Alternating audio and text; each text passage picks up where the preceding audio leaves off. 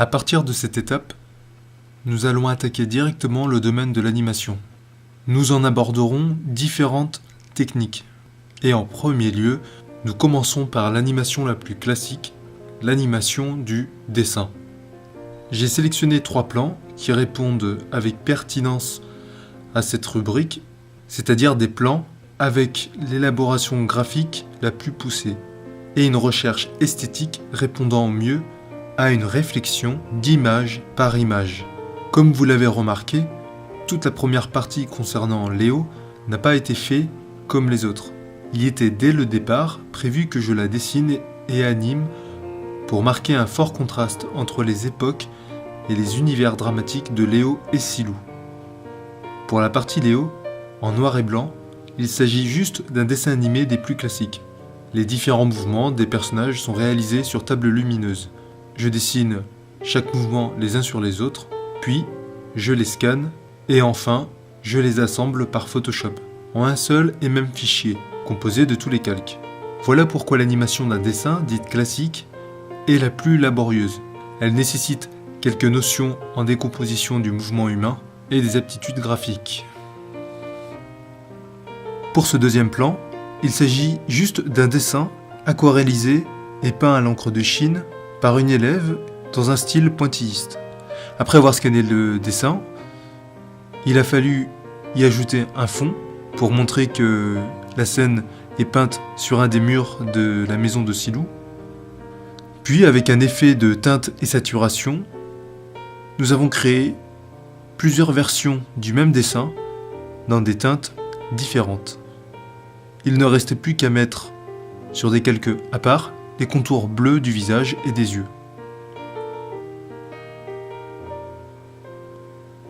En bougeant quelques-uns de ces contours, j'ai créé une série de calques où le visage peut jeter un regard sur sa droite et fermer les paupières.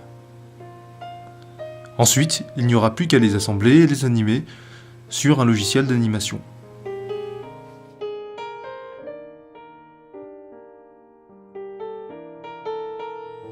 Ce dernier plan est très intéressant car l'élève a créé un personnage composé d'un changement d'émotion. La police frappe à la porte, Silou ouvre et elle se retrouve menottée. Les personnages sont suffisamment bien dessinés et peints pour suffire en tant qu'image fixe.